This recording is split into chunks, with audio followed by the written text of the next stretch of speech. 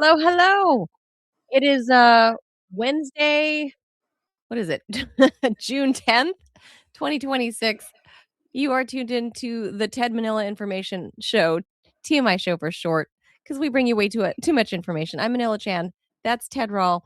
I'm busy laughing at the Rumble chat because we started that thing early, talking about the UFC cage match and who we would like to see from Capitol Hill actually get in the octagon.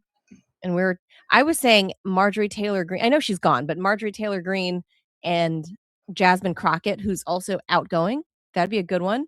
People are saying AOC looks like she could hold her own in a cage She's getting match. a little bit soft looking these days, I'd say. Ooh, I haven't. Well, She's I mean, put I'm a on a little straight bit woman. of she's not a chubster, but she's getting doughy.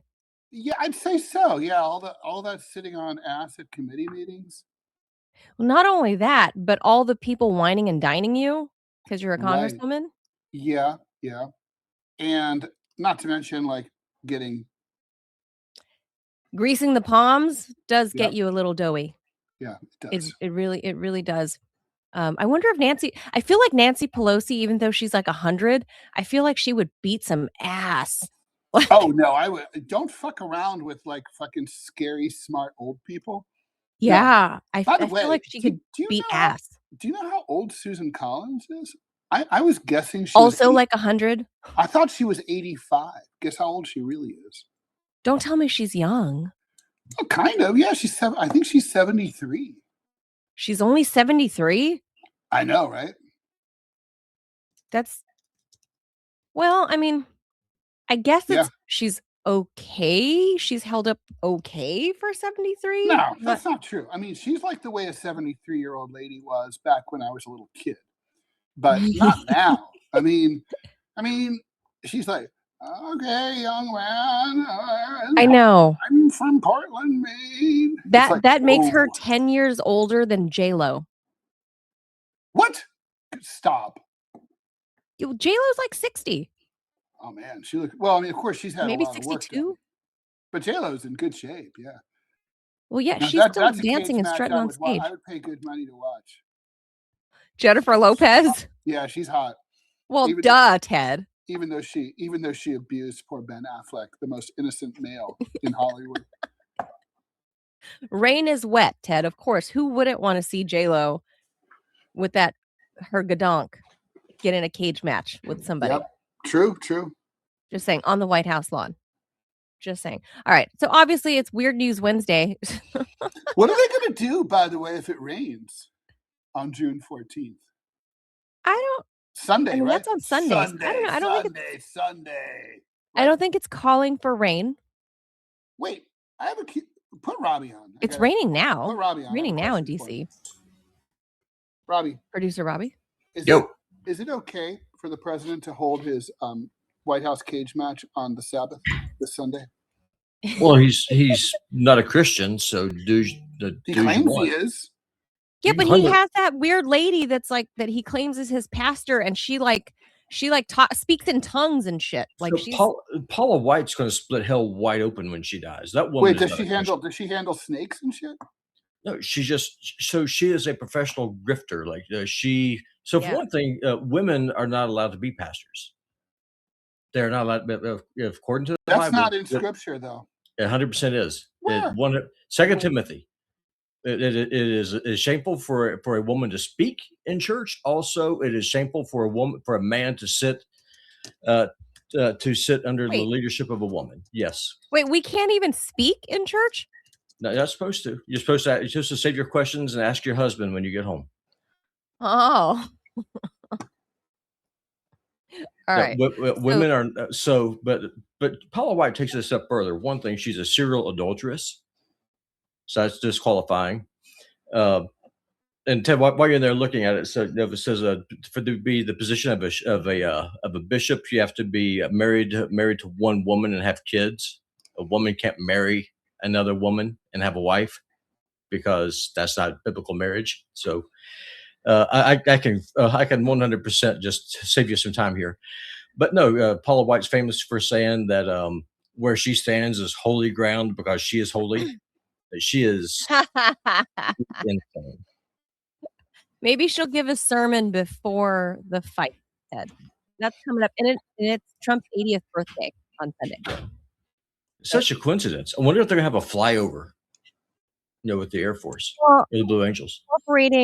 starting this Sunday, they're incorporating all of that, the UFC stuff, Mhm. into like a 2-week thing into the 4th of July for America's Big 250.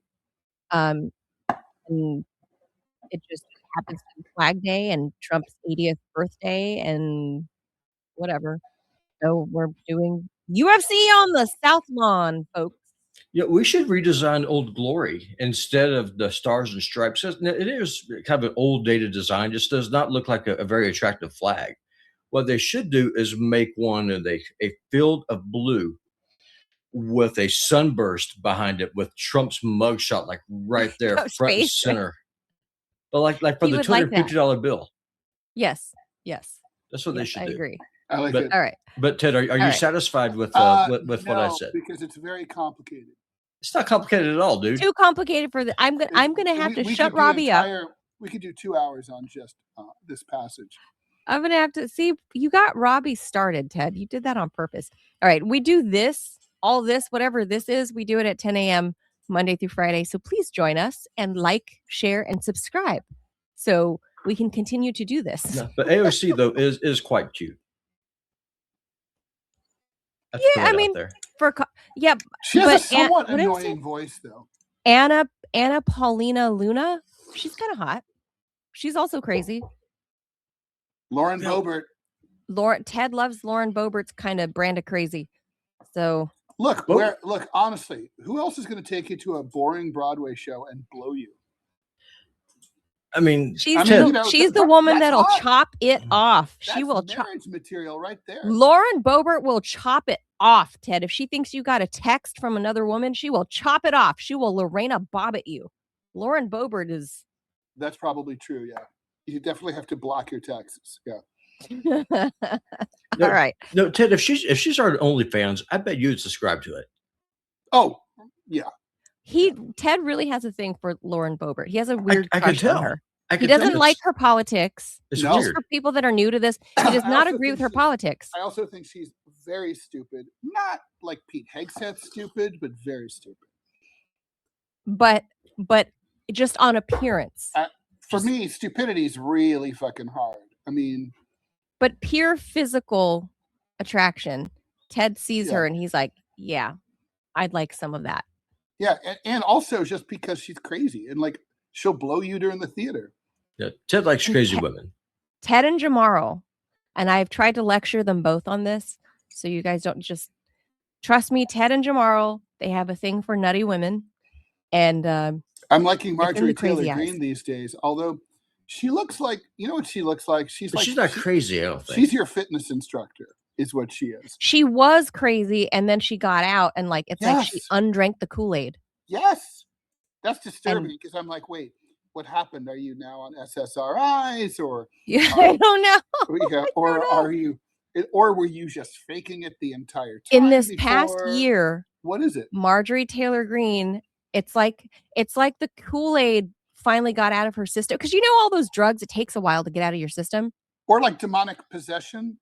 Robbie, you're here. I mean, do demons sometimes just voluntarily leave the body of the possessed and just decide they have something else to do? They want a different body? There's no evidence of it. I mean, I guess they can. I mean, they're sentient. They're living beings. So maybe they get bored of torturing this poor soul. But or maybe there's another soul that's a higher priority for them to torture.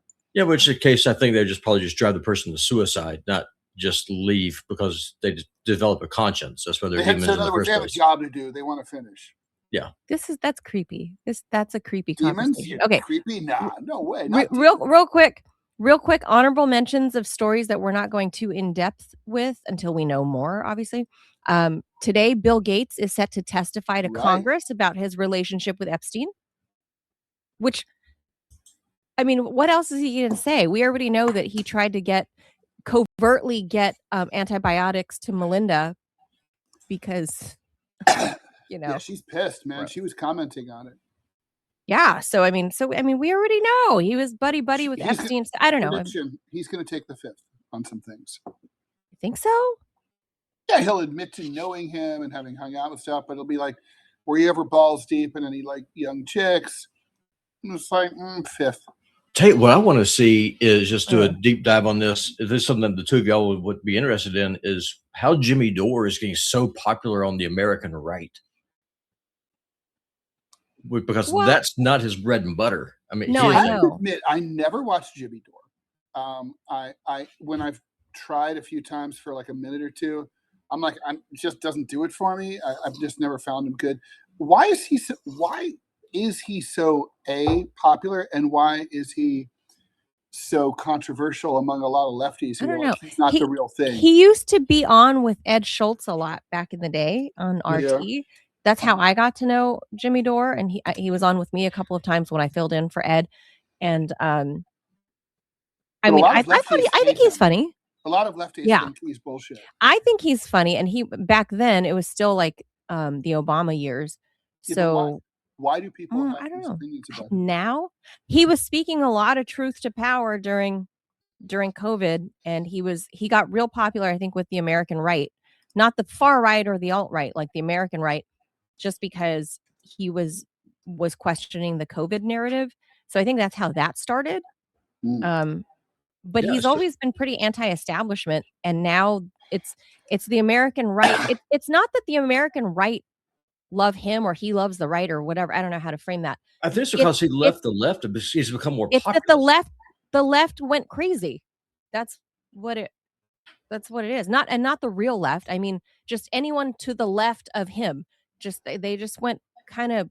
I mean, even Cenk Uygur is like not considered progressive anymore by people, left wing, whatever, the left wing politosphere.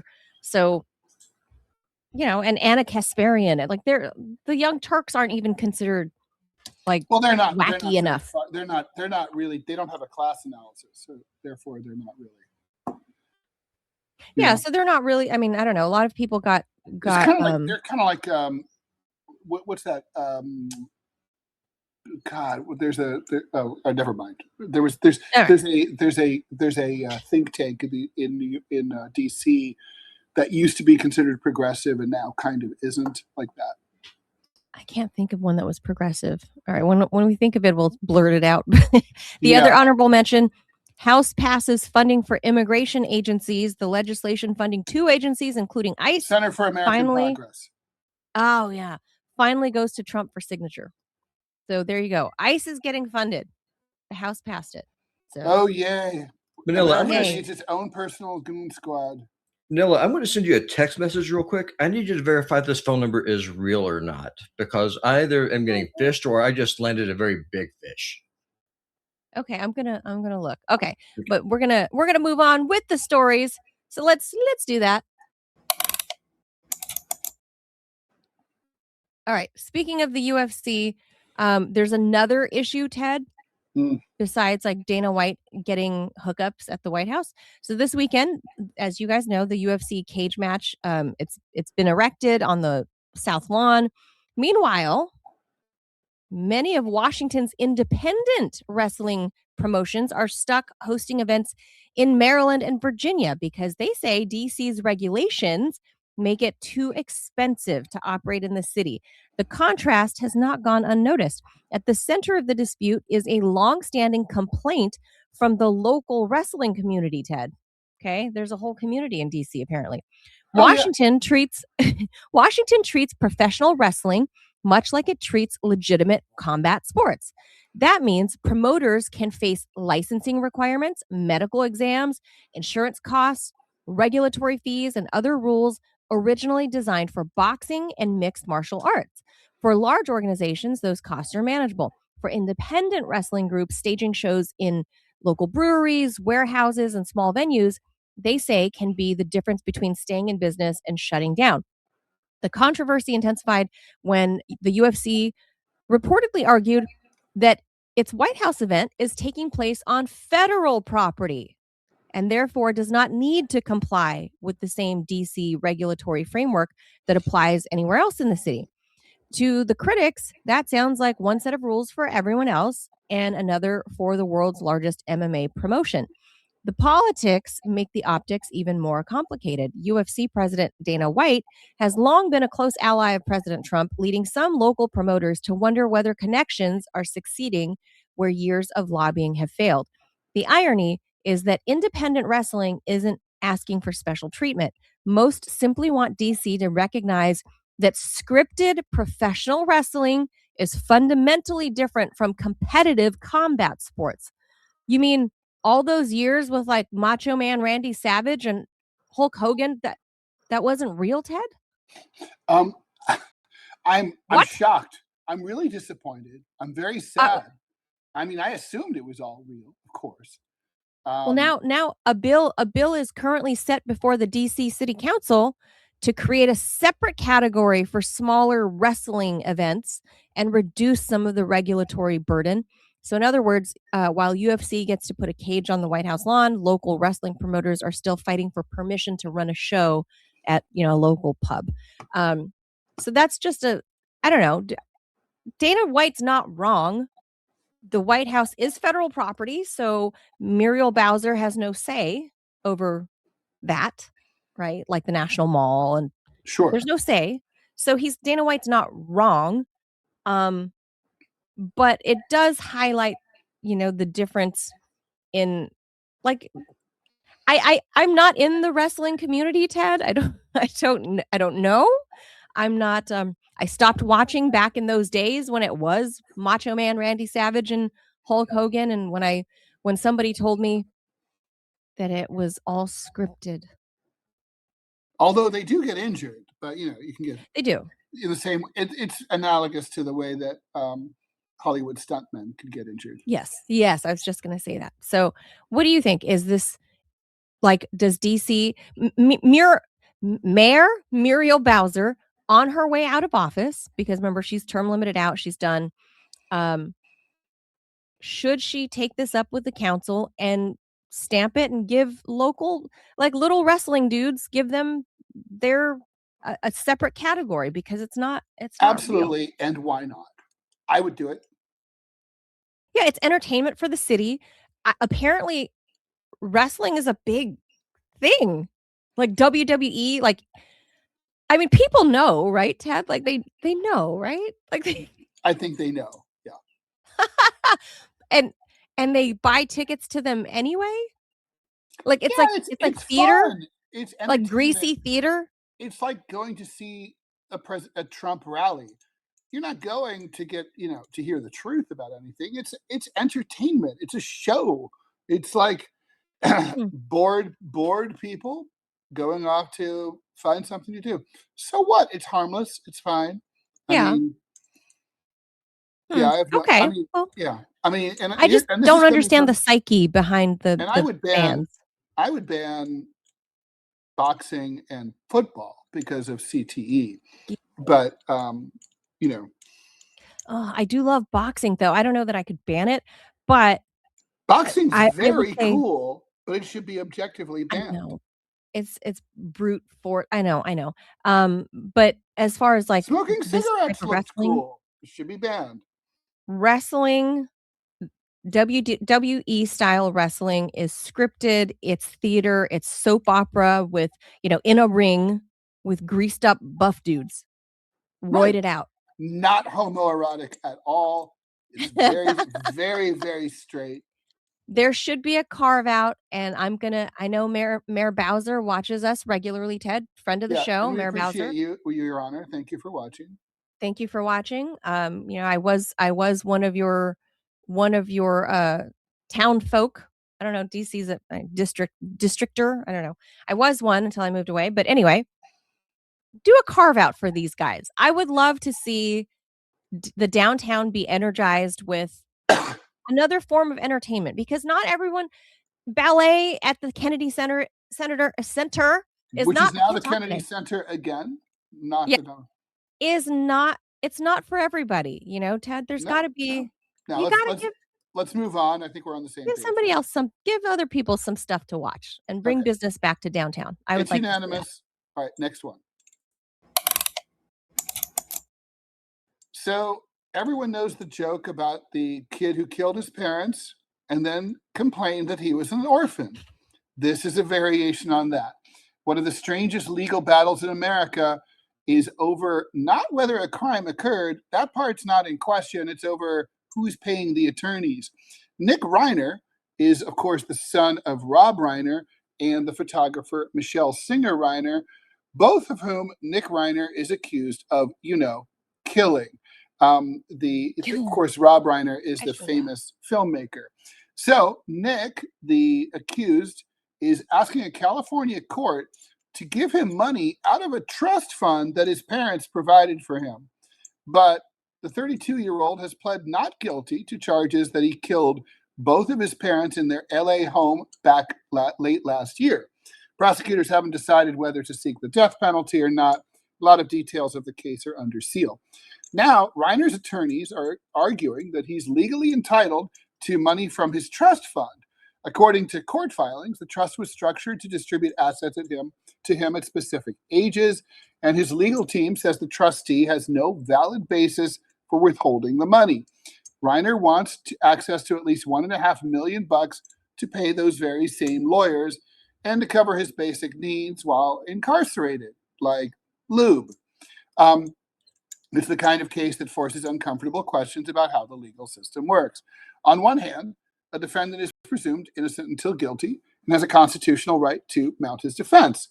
On the other hand, should a dude who's accused credibly of murdering his parents use the money that they left behind to fight those charges? This is a legal issue that is surprisingly straightforward.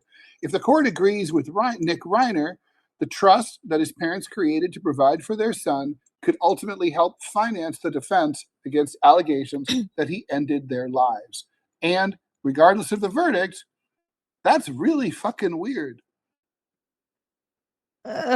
It's cringy, but I mean, technically, whatever the age limit was that they put on it, if he's past that age, whatever verification, whatever thresholds he's supposed to meet to get his trust, technically that's his, right? I mean, yeah, I mean, look, it's going to be pretty straightforward.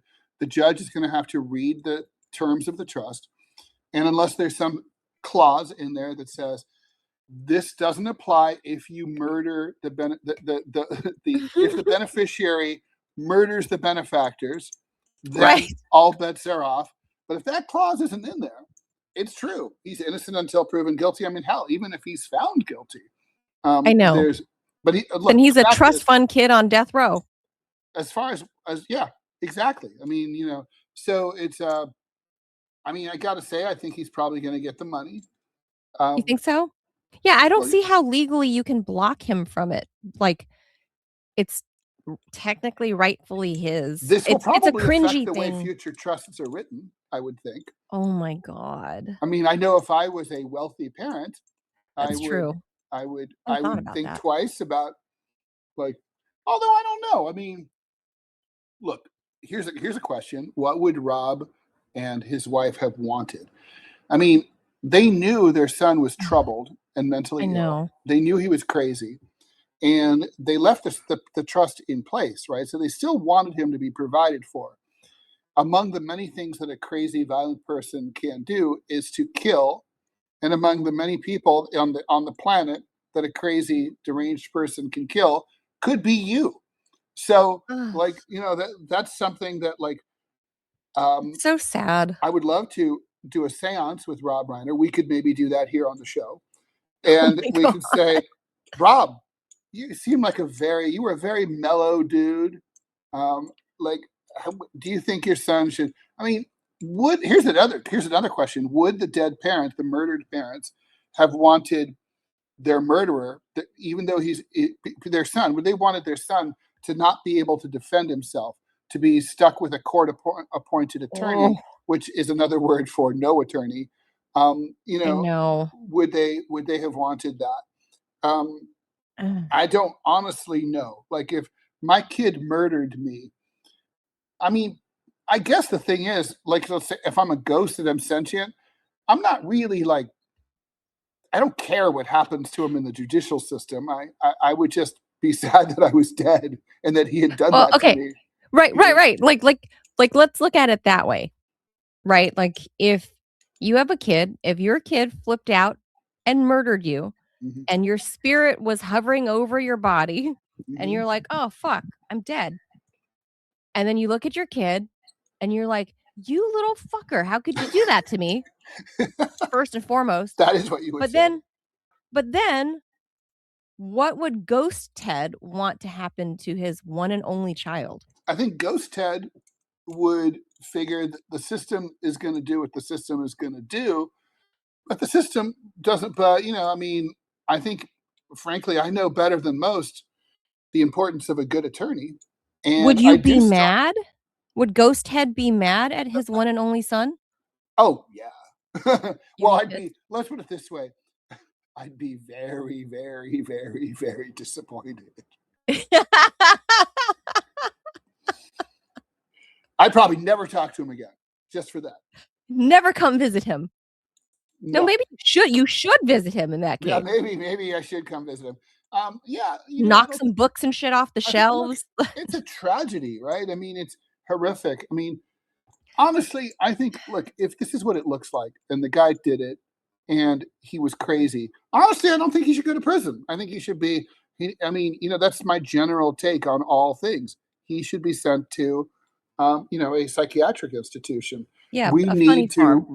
We rebuild don't have funny mental farms. asylums. We need to rebuild better, improved, high quality mental I asylums and give agree. people help.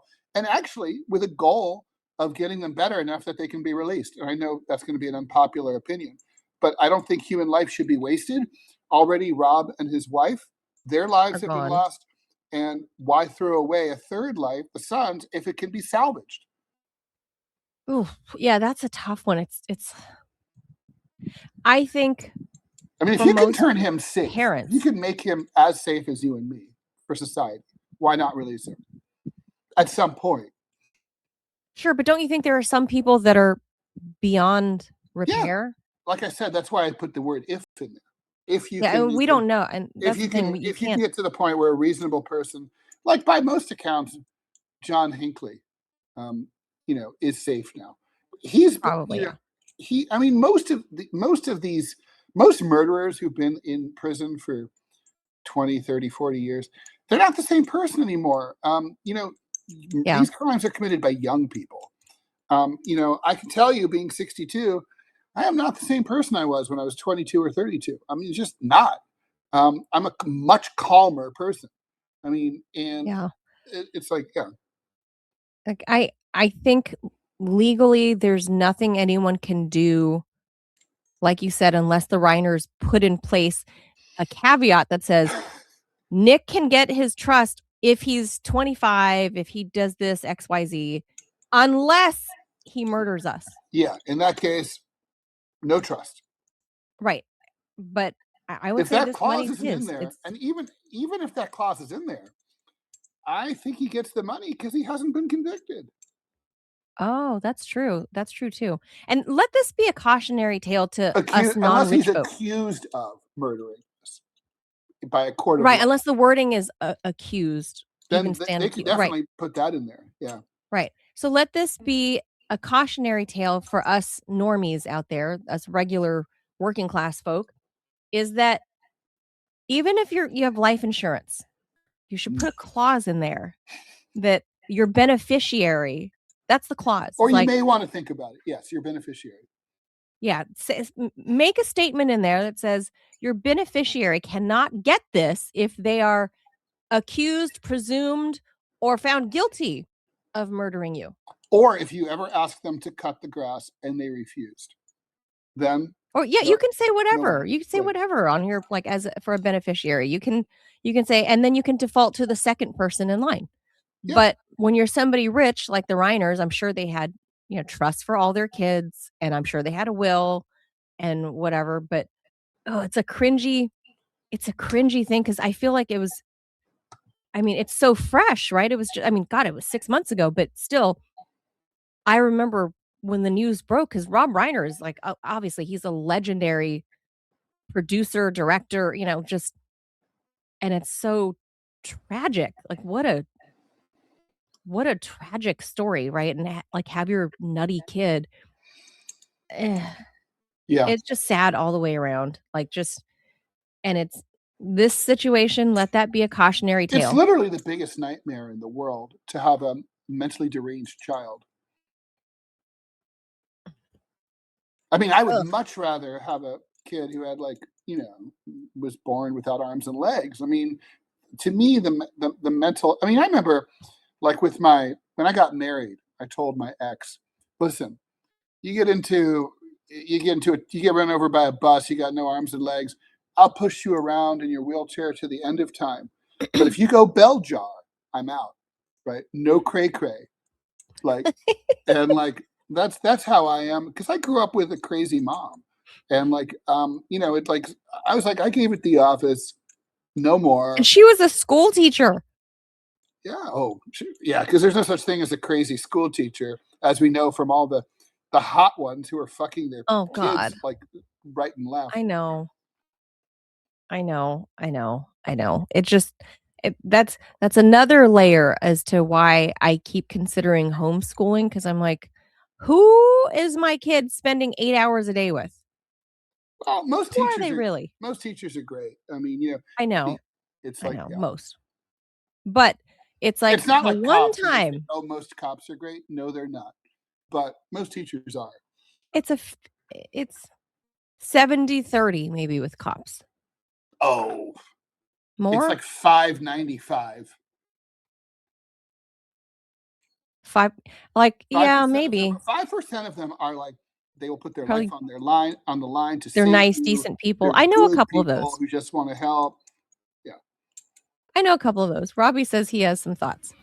The trick is that you make the teachers afraid of you. It's like you go in and you instill such a sense that this person is not going to operates outside of social norms. Like for example, what? Yes. So like for example, who makes who afraid of who? I make the teacher afraid of me because like for example, when high school started, we went into a classroom, an English classroom, and the very first thing that they had was, keep in mind this is in Kalispell, Montana, very small town. You walk in and there's a book with the rainbow flag talking about Jill and her two moms. I picked up the book. I Jill walked to has the two teacher. moms. I dropped it in the trash can and said, "My kid will not be submitted to this crap." That is That's a how statement on the that first day. that is the way that you make sure that those teachers don't screw with your kids. Because if they are afraid of you, they're Or they going, just think you're nuts and a censor. and in which case the solution is exactly the same, because they're going to try to indoctrinate your kids because they're afraid of you. Did it work? 100%. Yes. My kid did not go through queer studies. Yes, it worked. Is Are you that sure? a Are you subject? sure your kid didn't Oh yes, secretly? it was a subject. Are you sure your kid didn't secretly wasn't subjected to cock goblinry 101? I mean, listen, anything could happen, but I can tell you as a matter of fact is I got a reputation in that school very early on. If I went in there to go I talk can to a see that. teacher, it was always a Mr. West. It was always a very good conversation. Went to war with a music teacher because they had a project where they had to draw a caricature of their favorite artist. And so someone drew Michael Jackson looking like a horse. And my daughter felt like that was very racially insensitive. Like a Having horse? a horse, like Michael Jackson with a horse's head. And she felt like that was racially insensitive and was very upset about it. So I went and I talked to the music teacher, and he was shaking when I got, like, literally shaking, so afraid, because I took him to school about, Well, no, see, you can't do this kind of I'll stuff. just say this. When my son started kindergarten, the teachers tend to, I like the teachers, they tend to like me.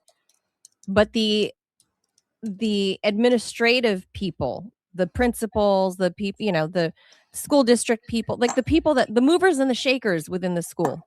Yeah. Let's just say they know full well who I am. Yeah. And they know full well where I stand on things. It And the gives you a teachers love position of me for it. power. It gives you a And the position of teachers power. my son's teachers love me. So, Yeah. and they're great. And because, my parents before, when they in the old country, before they came to the US, they were teachers. So I get it. It's not the teachers, usually not the teachers. It's usually coming from top down.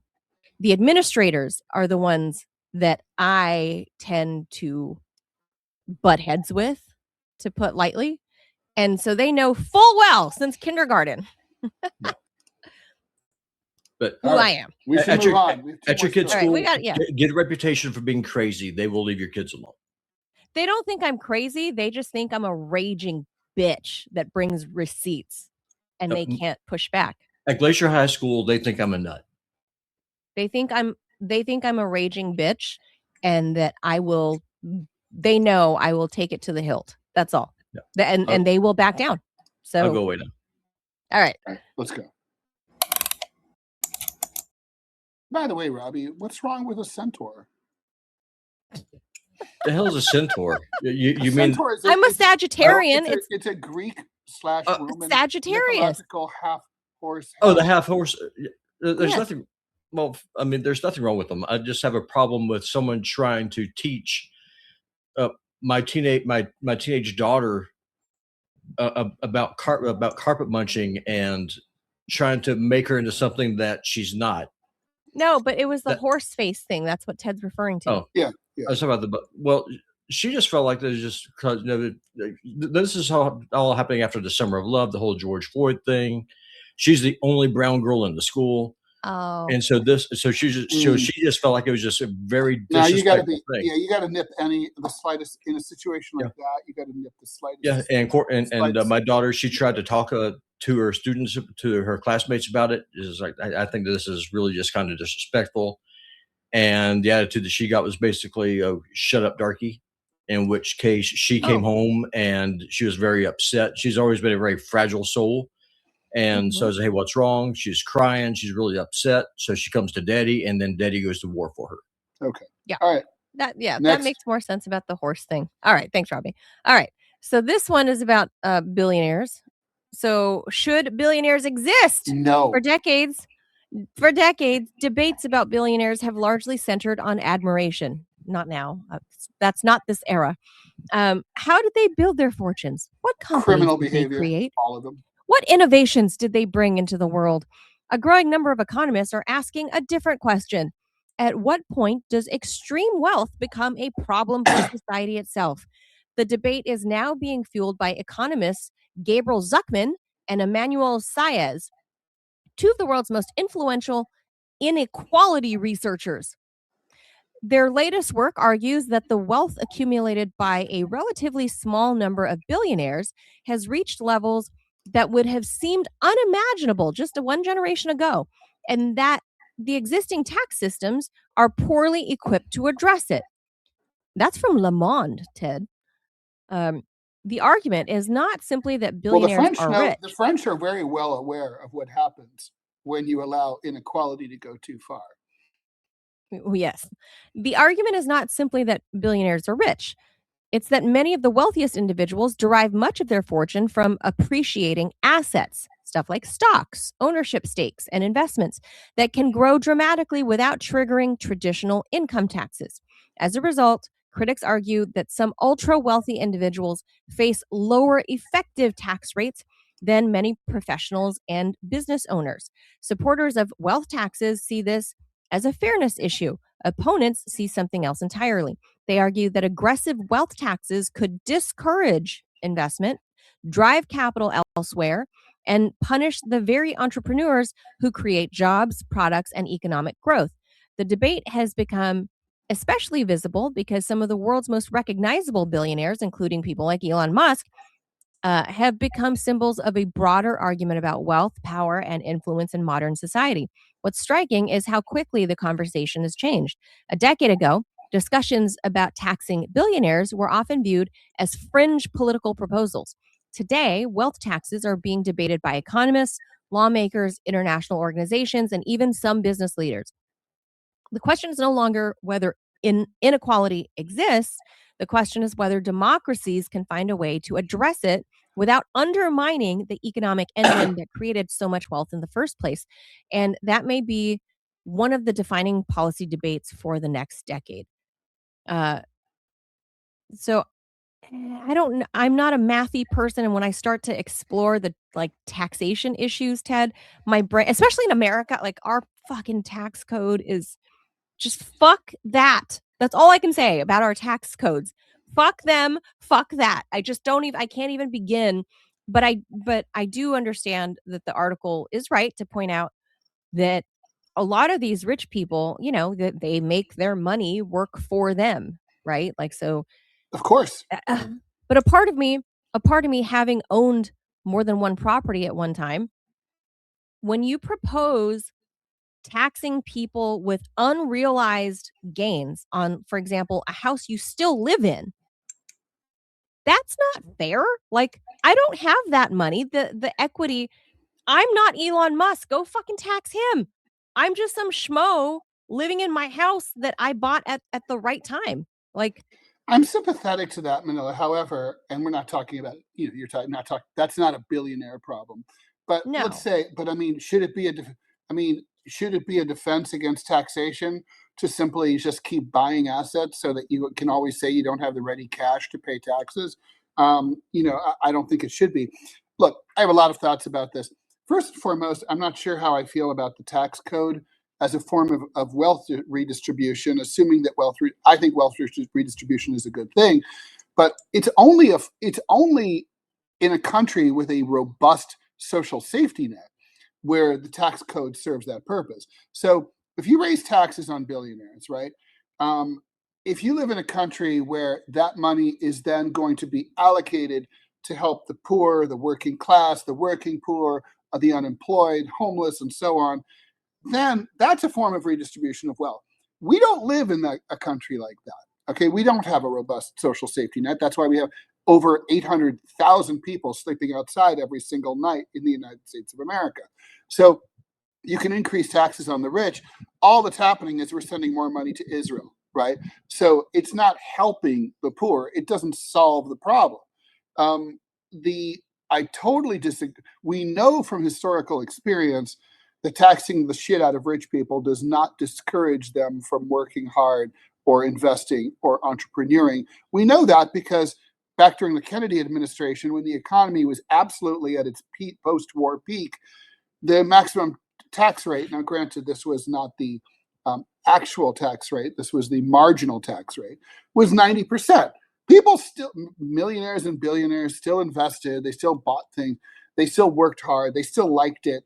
The Beatles wrote Taxman to complain about how much money they were being taxed by the British government, by the British revenue, right?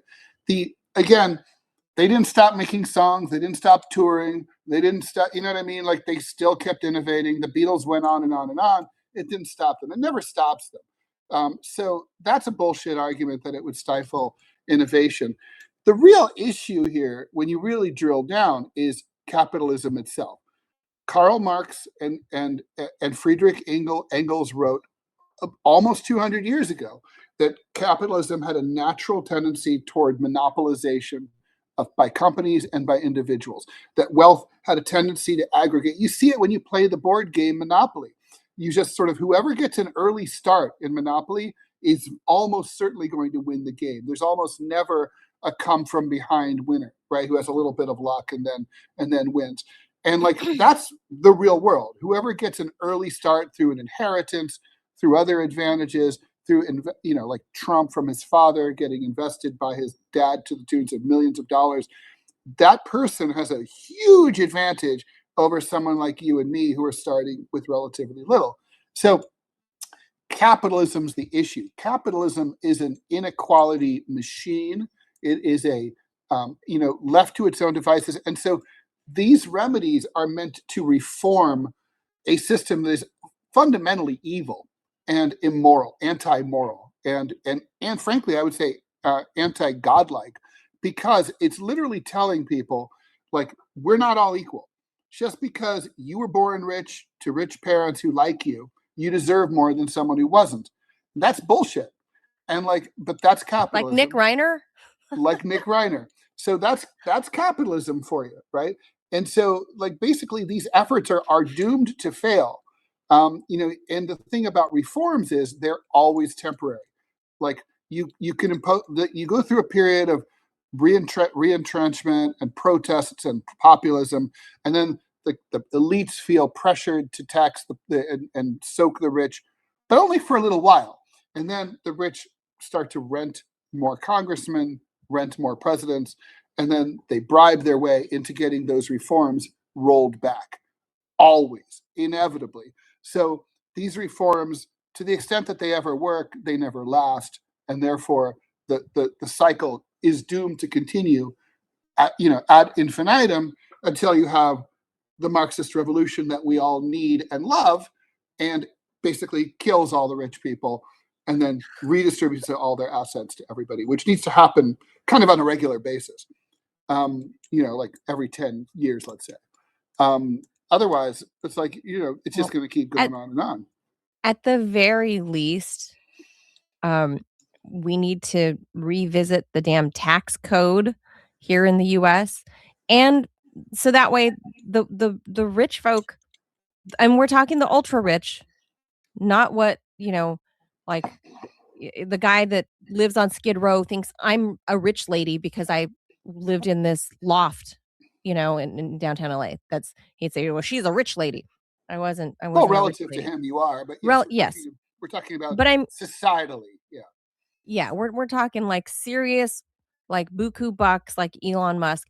Those guys I do understand that effectively they're taxed way less than Ted and I. It's also not good for the economy because they're aggregating a lot of wealth that ends up getting siphoned out of the United States and being invested overseas in tax shelters and other ways. So that, and also, if you have, let's say you pay someone $50,000 a year, every cent of that $50,000 goes back into the economy in terms of purchases of goods and services. You pay someone $50 million a year.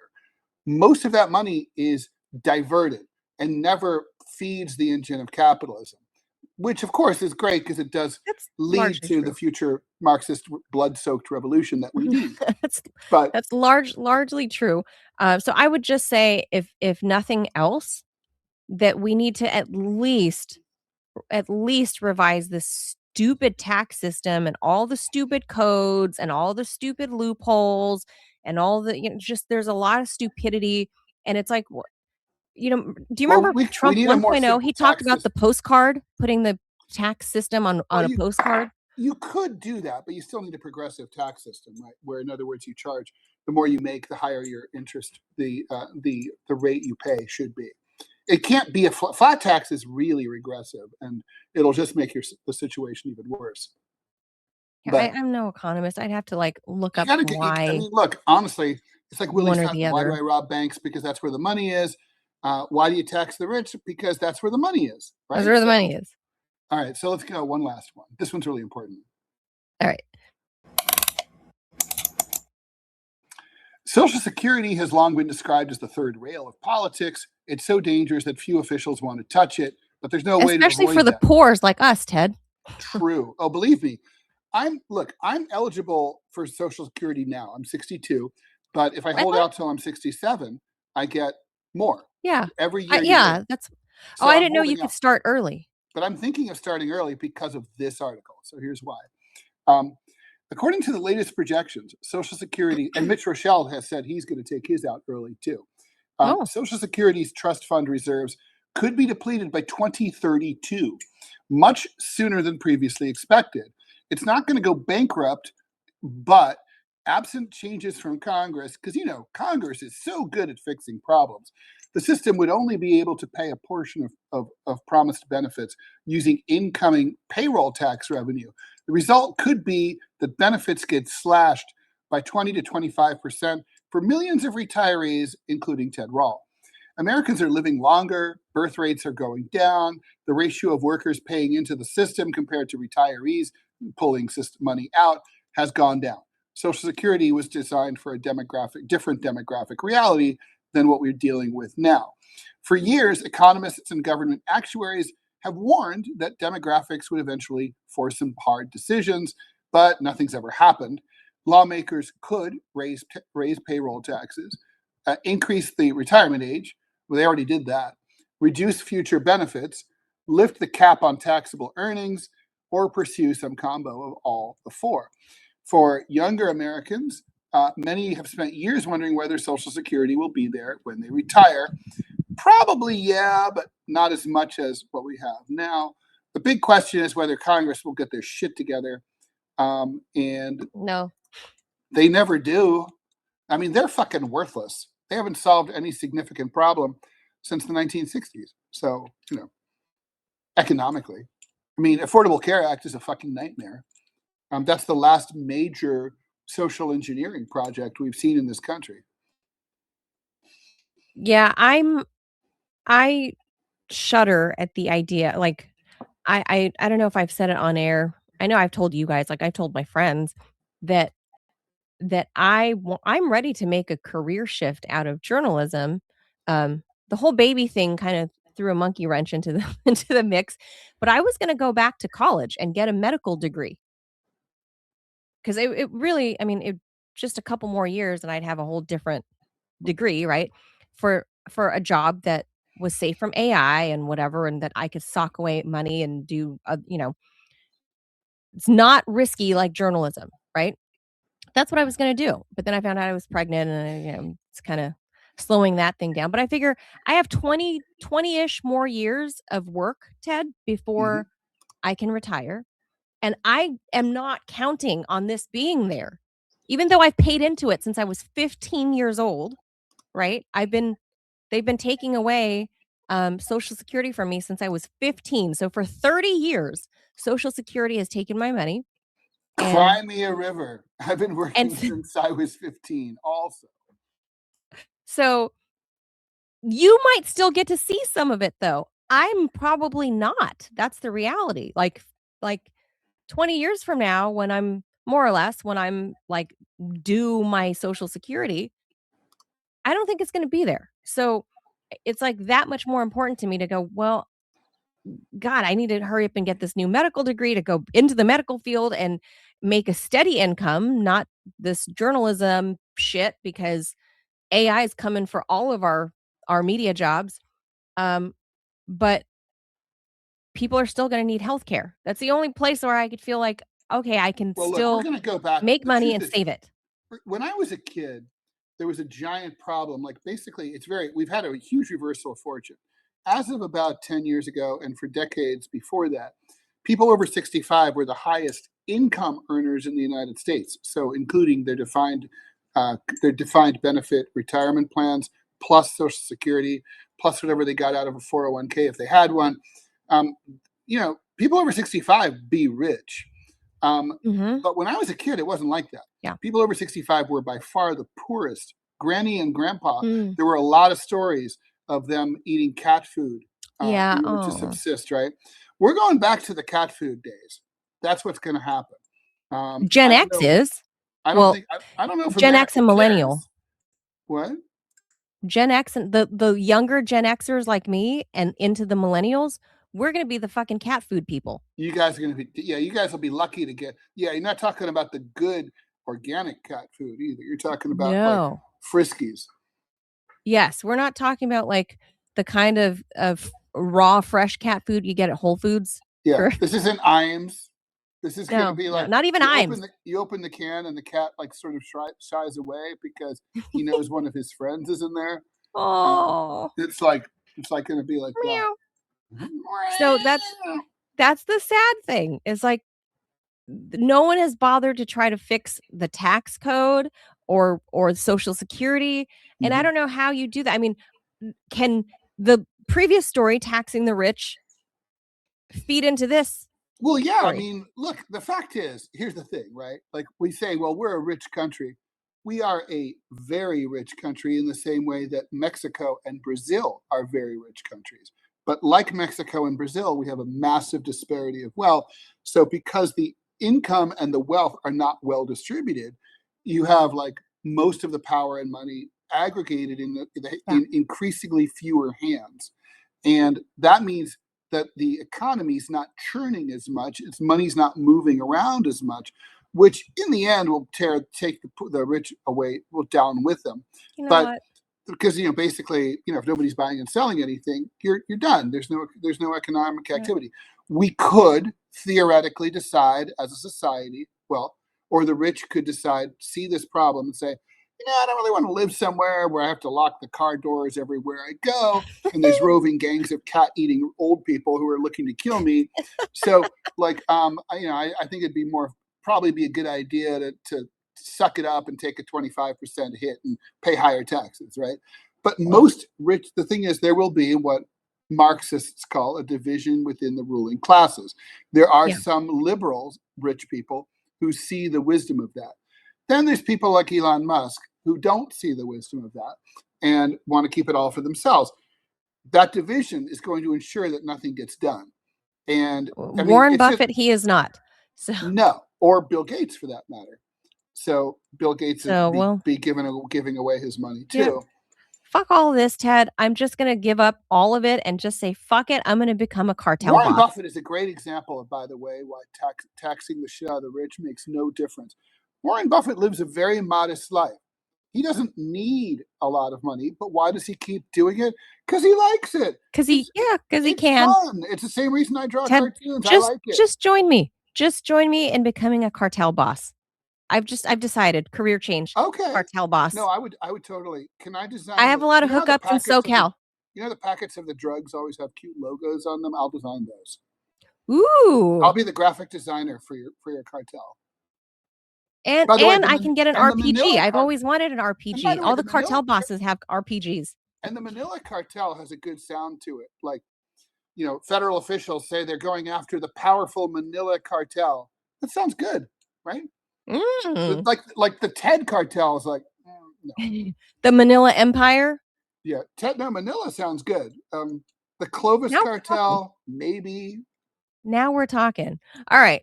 That's all of us can do, Ted. We just become our own cartel bosses. That's the only way you avoid the taxes and you don't need Social Security. Robbie wants to know what his job would be. Oh, I know what Robbie's job would be. Enforcer. Oh, the code enforcer. The first lieutenant. Yeah. What do you mean you're not? You don't think you have to pay us? That knock on the door? Yeah, that's West. So you want to reconsider that or what? That's true. He's the knee buster. Yeah, that's true. That could work. And he would be in charge of all the knee busters, though, because I'd only trust Robbie to be the boss of the knee busters. Now he would train them. Yeah. I would do that. Yeah, that's the only way, Ted, because we're not going to get taxes fixed. We're not going to have Social Security. So I've decided, forget going back to medical school. Forget it. I'm just going to be medical school is gay. Organized cartel crime is boss. Awesome. And I will still be in pharmaceuticals, Ted. All right. I like it. All right, everybody. That's Weird News Wednesday. We'll be back tomorrow, Thursday. Q&A show. Adios. Q&A show with me and JT in 57 minutes. Oh, very good. Adios, amigos. Bye. Thanks all. Bye.